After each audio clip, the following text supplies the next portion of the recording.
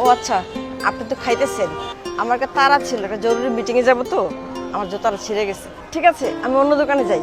সমস্যা নাই, খাবারটা রেখা আপনার কাজটা করে দিতেছি, দেন। আচ্ছা এইটা পাই দেন। আচ্ছা ঠিক আছে। আচ্ছা, আপনি কি করেন?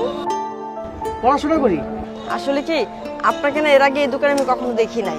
এটা আমার আব্বার দোকান তো, মাঝে মাঝে আমি সময় পেলে এনে এসে বসে কাজ করি। আচ্ছা, আপনি কিসে পড়ালেখা করেন? ঢাকা বিশ্ববিদ্যালয়। ও, আপনি ঢাকা বিশ্ববিদ্যালয়ে পড়েন? যাক, ভালোই হলো, শিক্ষার ব্যবস্থাটা এবার ভালো দিকে যাচ্ছে। নেন তো, দেন। ঠিক আছে। আচ্ছা ঠিক আছে, এই ব্যাপারটা। আচ্ছা ঠিক আছে, আসি। হ্যাঁ আচ্ছা আচ্ছা। আপনার ব্যাগ ম্যাডাম, ম্যাডাম আপনার ব্যাগ। হ্যাঁ মেয়ে কই যান? আমি উপরে যাবো, একটু ম্যাডামের সাথে দেখা করে দেবো। কোন ম্যাম? রোজি, রোজি ম্যাডাম। অ্যাপার্টমেন্ট আছে? না না, উনি আমাকে দেখলে চিনতে পারবে, আমাকে যাইতে দেন। না না না না না, যাওয়া যাবে না।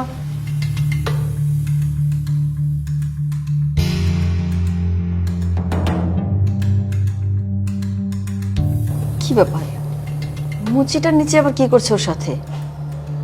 মনে হচ্ছে তর্ক করছে, একটু নিচে গিয়ে আগে দেখি। আমি ওনার আবার ঝরেন। আরে শুনেন, আমার কথা শুনেন। কি ব্যাপার, এখানে এত তর্ক হচ্ছে কেন?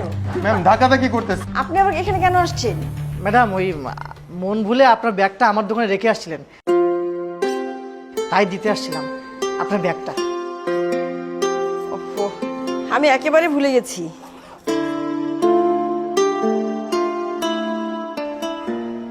এখানে তো অনেকগুলো টাকা ছিল, আপনি তো ইচ্ছে করে টাকাগুলো রেখে দিলে পারতেন।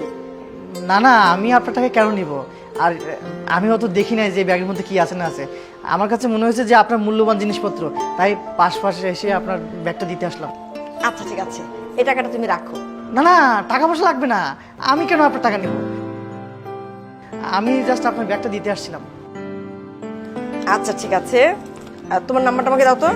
আমার নাম্বার 01350583290। আচ্ছা ঠিক আছে, শোনো, আমি তোমার সাথে পরে যোগাযোগ করবো, ঠিক আছে? জি, আসসালামু আলাইকুম।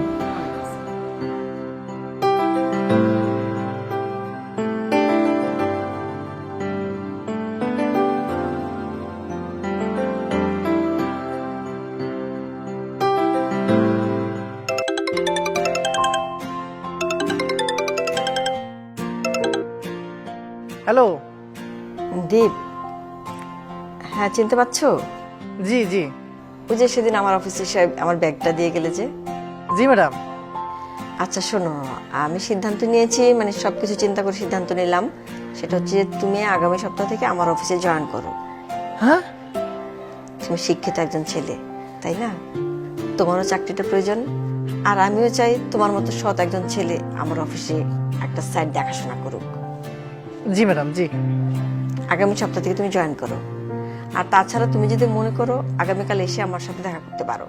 জি, থ্যাংক ইউ, থ্যাংক ইউ। হ্যাঁ, তোমার যদি কোনো প্রয়োজন থাকে তাহলে। জি জি ম্যাডাম। আচ্ছা ঠিক আছে, আসসালামু আলাইকুম। জি ম্যাডাম। যাক, এটা চাকরি, কি যে খুশি লাগতেছে। আব্বুকে যে বলি।